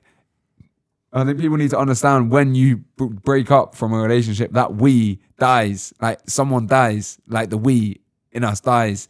And that's why it feels so shit. Yeah. That's why it hurts so much. And bro, I would like lie on the floor and I'm like, why do I feel so shit? Because that's like, I remember that's how it was after that first break, like the only real breakup I had. I was like, why do I feel so shit? And I think it's so important for me to say that. Because like, and again, everything we've spoken about of like hustling and all this stuff, you can still feel fucking shit. Yeah. And we need to say these things so other people listening to it, other guys, other boys, other girls can know, like it fucking hurts. It's great to hear you talk about it because we never really spoke about it when we lived together much. Yeah. But I do remember, I find it interesting because I think it's experience. You can only really understand what someone's going through with the same experience. Because I remember you went through your breakup. And I knew you'd had a breakup. Yeah. And I didn't quite understand the depth of it, because I would have seen you in courtrooms. Yeah, and then it was like a couple of months after that I went through mine, and it sort of flicked a switch where I was like, oh shit, I kind of get where he was coming from now. The stuff that he said, like, but there's a charity I do a lot of work with in Bristol called Talk Club, which is like what you're saying. It encourages guys to kind of talk about how they're feeling. Their mantra is, how are you out of 10? So question to you, how are you out of 10? Interesting. Nice adaptation. How am I out of 10? I would say I am a 7 out of 10. 7? Is that normal or is that higher or lower than I usual? would say this year I have had various moments where I've been like a 3 out of 10. Really? Yeah, but those are moments just because like after like my goal was like get to where I am in music, but it's where I am now wants to be. I want to be bigger than Central C. I want like massive stuff, and I guess like after getting thousands of followers and all of this stuff, and then still being like, whoa, there's no one to really hang out with because I can't relate to anyone. Like I'm by myself all the time, just working on this one thing. I do the same shit every day. I feel a bit shit. So I have felt like a bit shit. And I guess now I'm feeling more 7 out of 10. And that is something I always say is trust and discipline. And now I think I'm trying to lean on that as much as I can and just every fucking day, 5:30 in the morning, blah, blah, blah. How are you out of 10, mate? Me, I'm like an 8. 9 having had this conversation with you. This has been a good catch up. But do you find there's peers in the music industry that are going through the same thing? You must meet people that are on a similar... This is the thing, bro. It's not even the music industry, it's life. It's like when you meet someone that is so focused to get something, that's who I relate to. Yeah. And have you spoken to other people where they've been like, yeah, I'm feeling the same? No. No. And that's part and parcel of the fucking thing. Because if I knew where those people were and I knew who they were, I guess you try and form a relationship with them, but at the same time, you're just focused on what you're doing. So then it's hard to... It's kind of like you just need to grit your teeth and, well, not just grit your teeth, you need to speak about it and you need to but it can be... There's no straight line to the answer that you want. Like, we can't know how to fix whatever is going on inside of us. So we just need to kind of keep on going and like keep on trying shit. But yeah, so no, I haven't.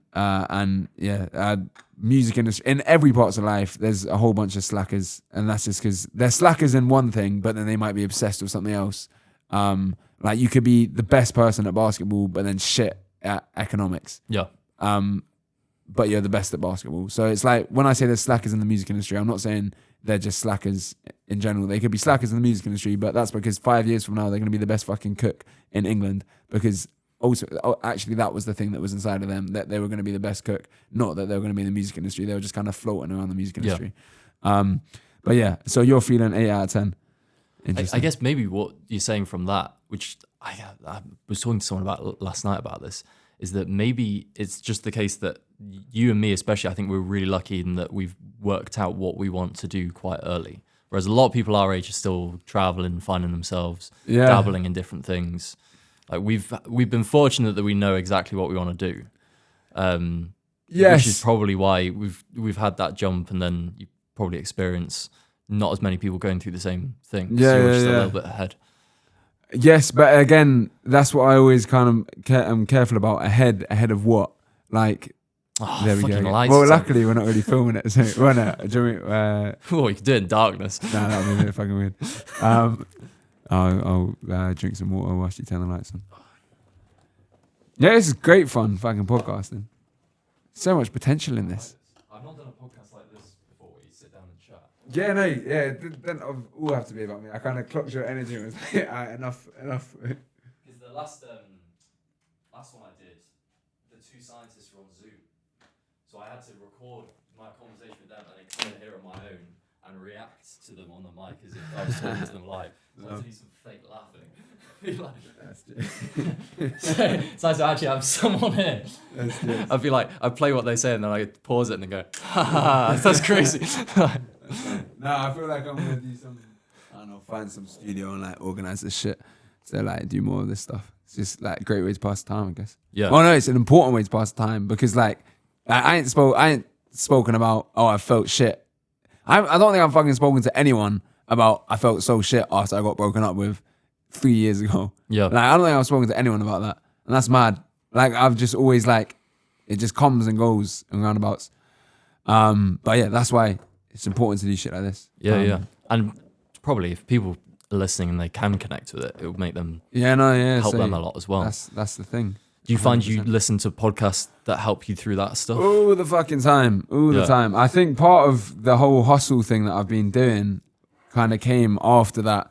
I don't know why I'll speak about many things in my podcasting career, but I guess this idea of this first relationship I had is prevalent, just because.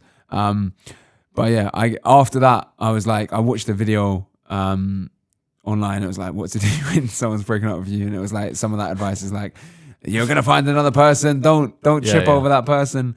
But there was that thing which is like, get to the gym, like put in the work. And I think I lent on that, and then I rediscovered like that putting in the work can like just help you kind of deal with the shit in life. Yeah, I did find I did the putting in the work, but I think a lot of that was just a distraction from it. And I think it took a lot of, it's not always about doing a load of work and doing a load of moving on to other people. It's about kind of wishing them best and sitting in the feeling until you feel comfortable in yourself again. Sometimes that takes time.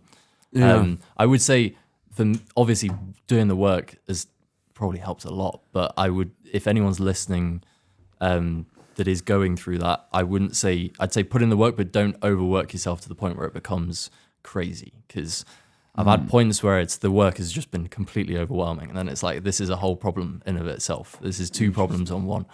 Like, interesting. I know. I agree with you. That that's not the way out of it. But I also remind myself that to achieve massive success, you've got to do so much work that is like impossible for you to not arrive where you want to do. So yeah, do so much work, guys and girls. So much work.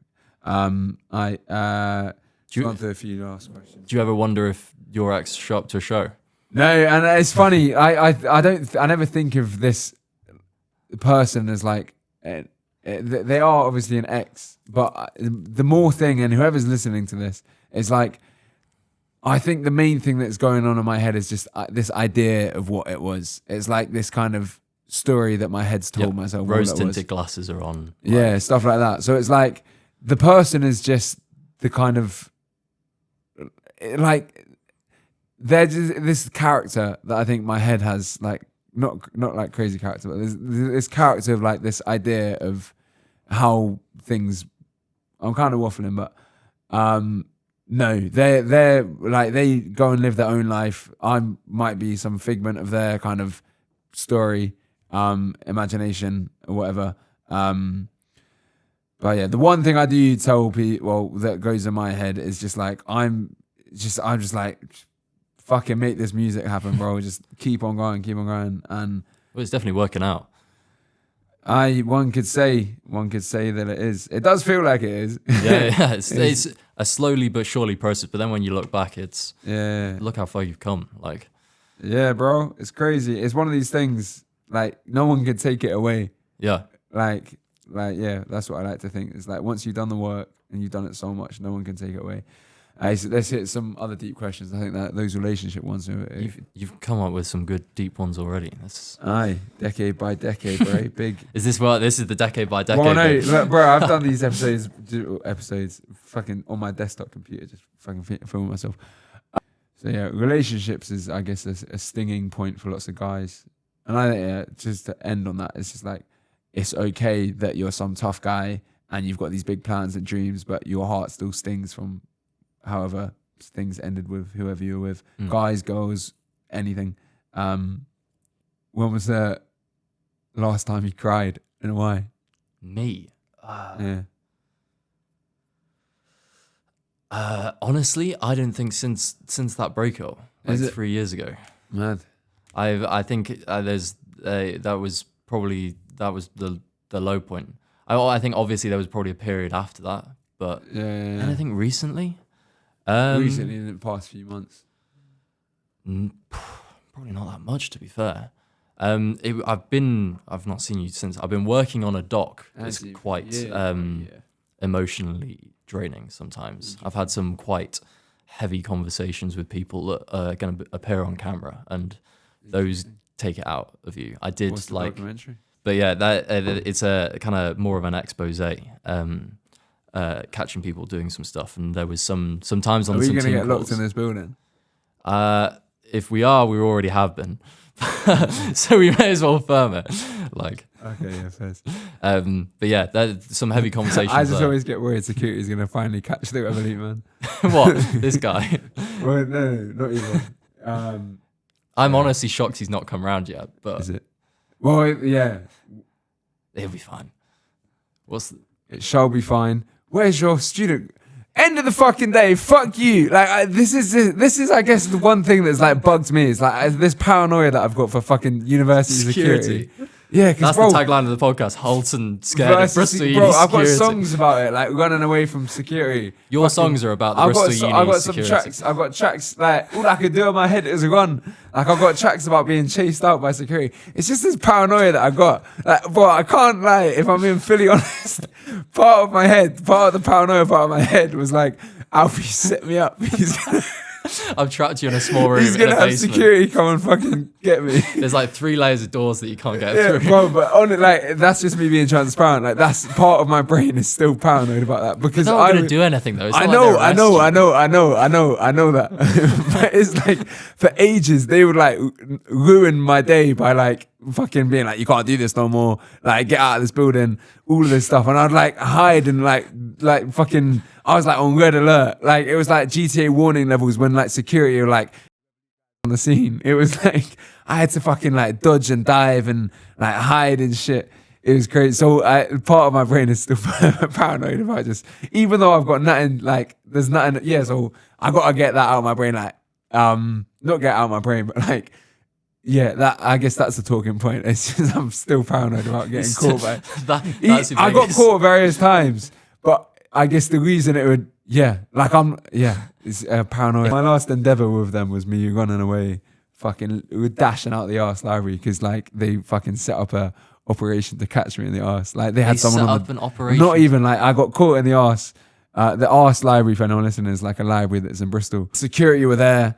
And they were on the door, and like someone was manning the door, and they had like they weren't even trying to be quiet when they were going on the arse. They were like, "No, he's not on level floor. He's not on level 1. No, he's not over here. He's not on toilet level 1. He's not on toilet level 2." Like they were on it. They knew who I was.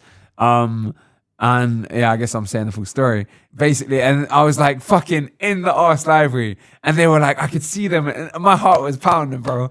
My heart was pounding, and they were like looking around the corner. I could see they were fucking angry. It looked like, because I would like catch glimpses of them. I was like hiding around things, and they were like marching, like trying to find me. They were like so like fierce in their face, like he's not over here, he's not over here.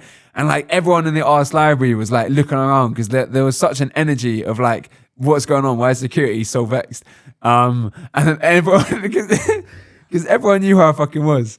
When I was walking around trying to avoid security, everyone was fucking looking at me like, that's who they're looking for. Get him. So I knew that I couldn't fucking hide anywhere because like everyone fucking knew who I was. So everyone was like, so many people would have like told security he's over there. So I just had to keep on moving. And I eventually hid in the toilet upstairs. And bro, I got lyrics in my songs about this shit. I was like, hiding in the toilet, shit like that. And it was basically, like, again, stupid strategy because eventually someone knocks on the door. It was like, excuse me, can you come out please? We're just trying to see if you're the person we're looking for.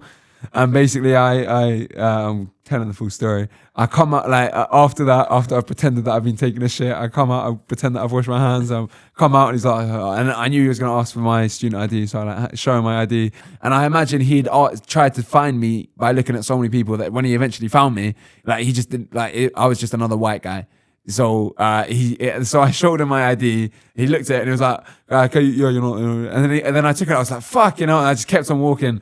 And then he didn't catch me. And then he had to wait because someone else was in the bathroom. So he had to see if it was him.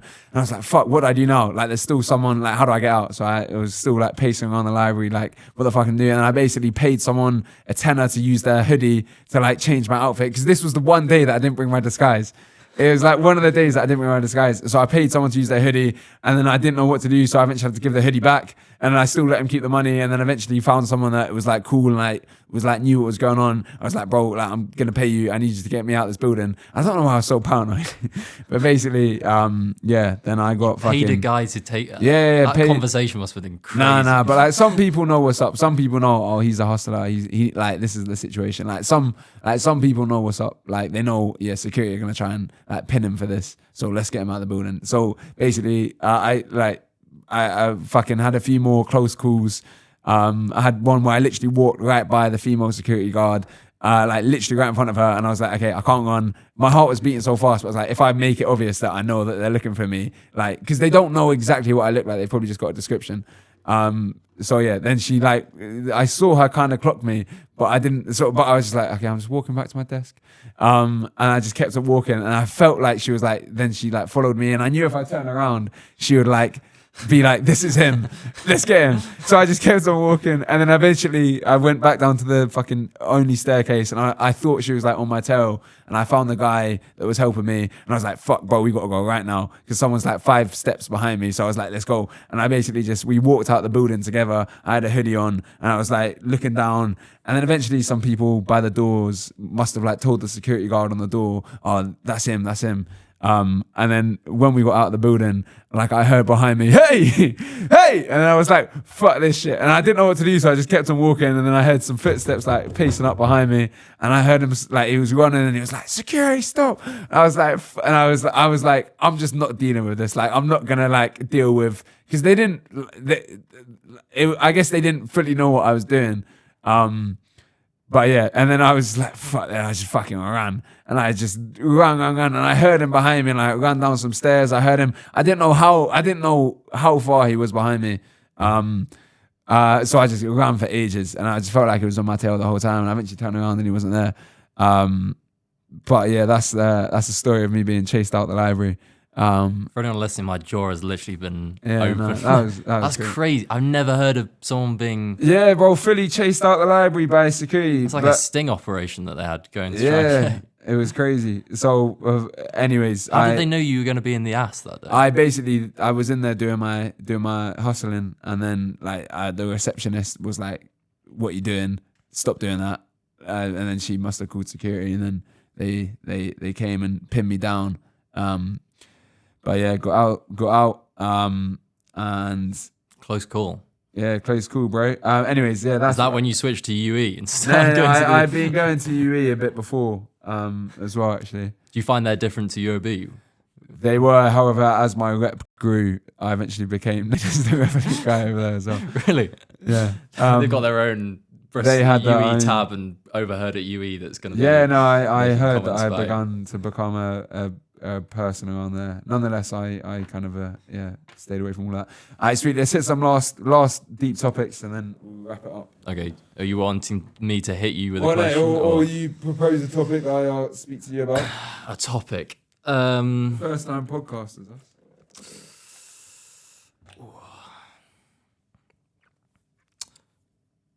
Dream place to play when you're older?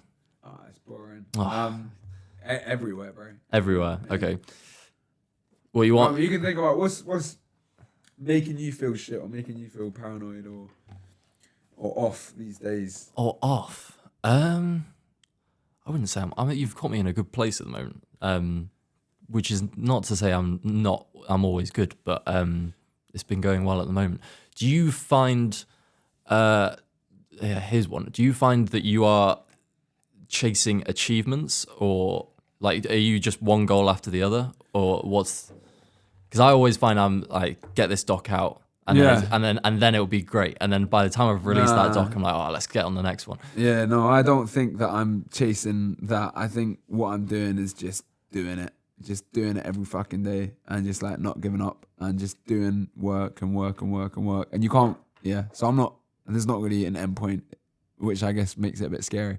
But it's just, I'm not waiting for some goal. I'm just putting in the work. And what would be that moment where you're like, this has been worth it? I think 3 years from now, not this has been worth it, because I've learned so. Like I used to question myself, like, oh, why are you doing all this music stuff, bro? Like, what's going on? But then I look at everything that I've learned through the music. Just the pursuit of it has been like a vessel for me to learn so many other skills, like learn meta advertising.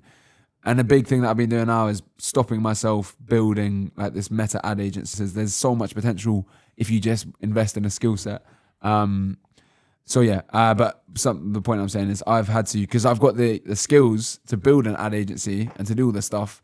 I guess I'm stopping myself from doing that, because it's like, what do I want? Do I want money, or do I want this dream? And so I'm focused on the dream, and I'm actively not pursuing the money. Yeah. Which I guess is probably what leads to some confusion in my brain sometimes, because it's like, bro, you could be earning this, but I'm like, what do I actually want out of life? Like money can come later. You chase excellence, the money will come, is something I heard. Anyways, what were you saying? I've got another one for you. If you could do uni again, would you do anything differently? This is the thing. The same man or woman never goes to the same place twice, and that's because what that means is they're not the same person when they go back to that place because they've learned so much. Yeah. Like coming back here, I'm not the same person as I was when I was 19 and I arrived here. And that's the thing. That just wouldn't. You would have to delete my last 3 years or 4 years to come back to uni. I'm not saying change any mistakes that you made. Just like, is there anything you didn't try that you wanted to have a go at, or you tried your hand at acting for a bit? Bro, I think I've got it written on my computer. You will be a rapper and then you'll be a mainstream actor. I think, I don't know. I can see it. One day, potentially. Focus on one thing. Make that one thing happen. And for me, that's music. So I wish I'd done windsurfing. That's the one that I wish I'd done. Really random. Got nothing to do with me at all, but I just think it's really cool. Well, it's good you're being open about it, man. Yeah. I'll tell you what we did try that you've missed my era of. In September, I can't believe I'm saying this on a fucking podcast, but we tried out the Battle Recreation Society.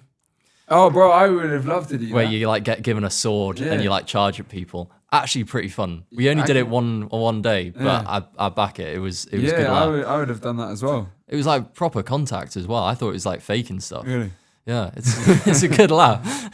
Mad. Well, this is crazy. We can speak for ages. This is how podcasts end up being like 4 hours long. Yeah, we all trim it down. Yeah. Well, we'll both hit each other. 7:48. My only plans later. I feel like this is the thing. I feel so productive after having conversations like this. Yeah. Just because like we hit topics that aren't usually hit and stuff. So this feels like a good use of time for me. Yeah. I get to bed quite early these days. Oh yeah. That's the other thing. I remember that underpass. We never did anything. Yeah, we filmed that. I got that on my computer saved somewhere. I've also got videos of you after because you gave me everything. Oh fuck! Oh no, that's actually awful. No, bro. That's my life. Fucking testing shit out on camera. For music stuff. We were like mid shooting another film, and I was like, the actors couldn't make it, which was why we did that thing with you. And I was like, fuck it, I'll just try. Yeah. We saw like a condom in the fucking. There's everything in that. It was like people that don't know. It's like we had loads of rain and an underpass near the harbour flooded, and it looked sick because there was like graffiti reflected in the water and stuff. And this is I had no idea what my artist image or whatever was. I was just doing whatever. And we floated like lights on a bit of driftwood. Yeah. And then had the camera on it as well, which is looking back was a really precarious thing to do with the camera. Yeah. But it was crazy shit. I think that's the latest I've ever known you to stay up. Yeah, bro. I'm just all about the early mornings. I think they're so important just because life is so fluctuating. There's so little that I think we can control that if you control what time you get up, I think that's everyone lives life differently, and that's the way to live life. Like there's so many successful people that like get up late, like Stephen Bartlett I've heard. But yeah, for me, I just feel some kind of a bit more control in life if I've decided this is when I get up. What time are you going to bed these days? I used to go to bed. I used to just get 6 hours, under 5 hours, and under 6 hours, and that was fine. But yeah, the more I've been like soul focused, like soul focused on one music thing, the more it's like sometimes it gets tough because it's like you can't always fill your time up with like engaging, productive work. That I've like extended it to 7 hours sleep. Really giving yourself a line there. That's crazy. Everyone lives life differently, and in my head, that is what was going on. Arnold says, sleep faster is something that he said in this thing. I think any guy or girl has to go through that complete hustle period of just grinding it out and doing the lonely chapter. I'm still very much in the lonely chapter. That's what I say in my songs. We were speaking about bedtime. So what is it I'm doing after this? After this, I've been really enjoying in my Airbnb. I just like I've been watching. Like I these are the things I never used to watch. I used to watch films, but when I was hustling, focused, I wouldn't watch films. I wouldn't like try and do anything relaxing. That whole time in Berkeley Square, you were on it. I was on it, and this is the thing. I'm still on it now, but it's in a different shape. Yeah, yeah. It's in a different shape. I remember Jiv telling us about you preloading your toothpaste. Yeah, all the time. I do that every day. Save that time in the morning. Bro, but you don't want to, I don't want to see you in the morning. Like, I don't want to see no one in the morning apart from the fucking dark night in the gym. But yeah, like you're miserable in the morning at 5. Well, some people might get used to it. I still ain't used to it. Like, I get up and I fucking hate it. Like, I'm like, not again. But that's the thing. I think if you can do that shit when you don't want to do it every single day, I think there's just there's something special in that. I do have a lot of respect for that, to be fair. Getting up early is hard, and especially to do it constantly. Yeah. But yeah, so I preload my toothpaste. A little trick, I guess. I don't know how I learned that, but Is it not hard by the time you've woken up the next day? No, I've been doing it for I guess over a year now.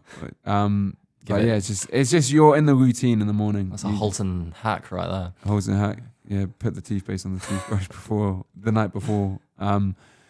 Yeah. Well, anyway, what am I doing after this? I'm literally Airbnb is just down the road from here.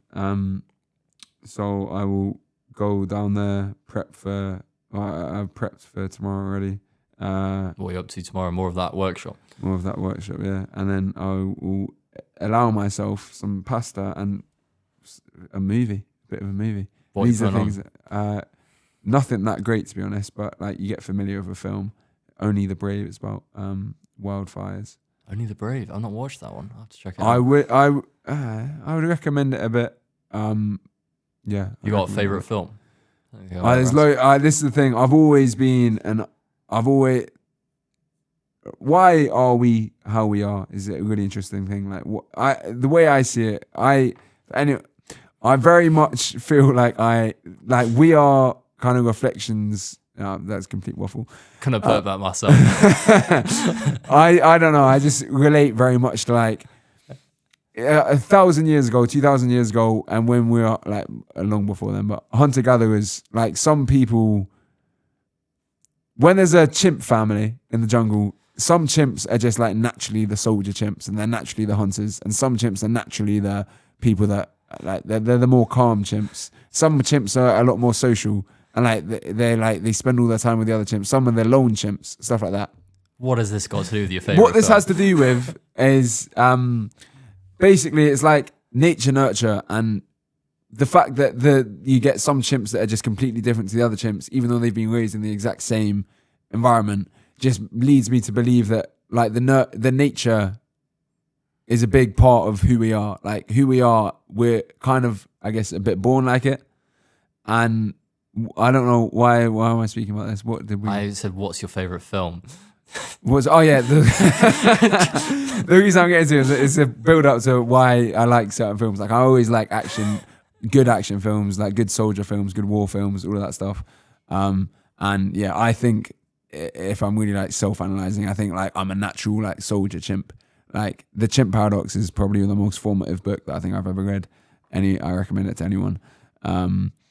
And yeah, I just think like, why are some people good at selling? Why are some people not got any social anxiety?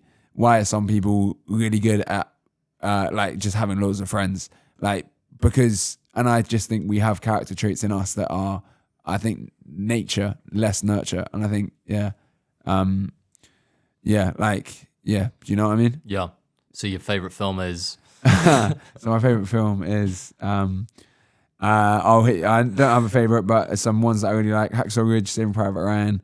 I really like Hacksaw Ridge is good. I watched that recently. Is good. I really like Lion. It's a film with Dev Patel. Yeah, about the foster kid. Yeah, foster kid, and I really like what's that one? Captain Fantastic.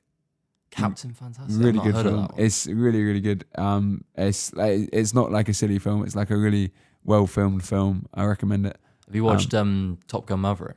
That I actually liked. Yeah, I feel like that'd be up your street. Yeah, I like that. I didn't like, and then I watched the original, which was shite. Yeah, I preferred the second one. Yeah, by far. The original was like the ending of the original one was shite, but it's more of a romance film, the original, than an action film. Rubbish. But would you come back to Bristol? Yeah. It seemed like you were doing more music stuff when you were in Bristol. No. I think I've been focused in Brighton. I've just been locked away in my room got into this focus rhythm of like the lights don't even turn on in the morning. Well, they do to get me out of bed, and then the curtains stay closed. It's just a dark room. I just there with my computer, putting the work in. There's a lot more of a community in Bristol. Like that would help with the loneliness, I guess. Like we're all still kicking about. Is Theo still here? Tom? Yeah, they're kicking about. No, I disagree with you. The community aspect, no, I agree with you. Yeah, no, I agree with you. That is community here, kind of. Yeah, it's weird, this university thing, bro. Yeah, I've all been like, I'm against the system, but I actually think it's a really good thing to do to like get so many young people out of their cities and forced into new life experiences. I never know. I always say that I don't know if the degree is worth it, but the people you meet and the societies. It's and just all the whole experience. That's always the bit. It's you get the actual like uni experience you get out is in the extracurricular, like meeting people outside your lectures. Bro, 100%. Like it's not even a question. Like my degree, I honestly didn't even want to look at it, whether I passed or failed or whatever. I just wanted to just forget about it. Did you pass? Did you get first? I'm not even speaking about it. Oh really? Not because I'm not even speaking about it. There's no bone in my body that's like paranoid that some prick's gonna think that I haven't achieved this thing in the thingy-majig. I'm just so like, I feel like in the time and space that we've grown up in, university is just it's like forced down our throats. And I just feel like it's so important to just like, I guess, push against that a bit. Because this is the thing, I see like finance bros or whatever walking around, and like part of me's like thinking, you look so smug, mate. Like you look so you're such a twat. But obviously within reason. I'm not saying that again. That's just like random thoughts that go into my brain. Especially with like the debt that's coming up though. No, but the thing that I'm getting at is like you get those people that it's because like society tells us, go get that job, go do the thing, go earn that big salary. And by the way, anyone listening, you can earn so much more by doing your own thing, like ad agencies, figure out meta ads, build an ad agency. And again, maybe I'm going to self-correct myself because there's lots of things I guess I don't fully know. But anyone that's out here just trying to earn money, you can earn a lot more by not being employed and by building your own thing. But the thing I was saying about the finance bros is like, I feel, because when they're walking around, I just feel like they're living the life that society is like, you're doing the right thing. But then I just see it as like 5 years from now, when they realize that the actual chimp inside of them, the thing I'm getting to is like that actual thing that is their nature is like, it's their nature. It's like some chimps are like naturally good at cooking. Some chimps are naturally good at being a soldier, stuff like that. Like that person that just played along with that, I'm going to be a finance bro, I'm going to earn that big salary, I'm going to do that, might 5 years down the line realize that, fuck me, I really wanted to be a chef. Like that was my passion. Yeah. But I've just carried on following the string of success, quote marks, of this is what a good life is. But who the fuck has the rule book? Who the fuck is there with this is a good... You live in your own fucking life. Like it's your only life. And yeah, so I just see them now and I just feel a bit weird because it's like they can walk around thinking they're like, I'm the shit. But it's just like, it's kind of like they live it. I don't like using the word the Matrix because it's like it's like it's got bad connotations these days. It's got bad connotations, but it almost so the Matrix isn't the correct word for it, but it's kind of like they're living this thing that they think they want to live, but in reality there's like this part of them that actually wants to be the chef or actually wants to, I don't know, be a policeman or be in the army or be a medic, and then they get to the point where they're like 32. And then they've just, what are you doing? You're just earning money and earning money. Like, I just think there's so much more to life than that. And I feel like it's so important to push more of these podcasts and stuff out to the world. Because I really think they changed my opinion of shit. Because I listen to so many people about their stories. And I'm just surprised of how few people listen to podcasts like this. When I honestly feel like, there's no secret to life, but they play such an important role in life, for people to just learn about people that have gone through the thing that you're trying to go through, and then just speak about their people that have done life, like hearing about how their perspectives. Do you get what I'm saying about the finance bro thing? Yeah. Yeah, because I think I always see it as you either work to earn money and then you do the things you enjoy in your spare time, or you do the things you enjoy in your spare time, and it might be a little bit harder to get the money. Yeah. And sometimes it comes, sometimes it doesn't, but at least you're doing what you love. I'll always choose to be there for someone's birthday over a work thing that comes out. I even though I've just said the whole thing about rich and friends, I just know I'm just focused. Yeah. You can be focused. It's just making time. Like, yes, I'm learning to do that. But for now, it's just like any sacrifice, obviously within reason. I wouldn't miss my sister's wedding, for example.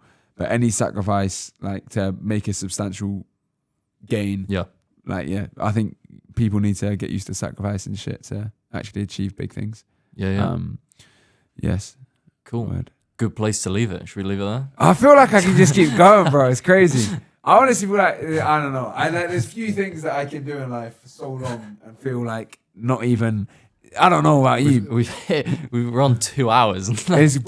No one is listening at this point. No, this is the thing. They will, like years from now. They go back. I was watching a bit of the extra. But this is crazy. Like I feel like I've got more energy than I started this shit with. It's mad. I'm just like identifying this piece of this puzzle with my own brain. Every time you come back to Bristol, we'll do an update. Yeah, I'm thinking about doing one tomorrow. I'm joking. That. But so I feel like we've hit everything. I feel like this again is another thing, a signal to me that I need to do more podcasts. Yeah, something you enjoy. It's because it just seems to be something that I enjoy. Just because we speak about important things, I feel like it energizes me. It's been good to have you on. It's definitely made me want to do a few more. Yeah. So for now, I just know I need to set up a proper podcast studio to make it happen. Get a place like this. Yeah. Okay. Cool. So we're ending it. Shout out to anyone that's listened to us so far. Nice. Yeah. Is it ending now? Bloody hell. We'll cut it now. Thanks for tuning in. We'll get up early and achieve your goals. Exactly. Please do it for yourself. Listen to the man, and thank you if you've listened this far.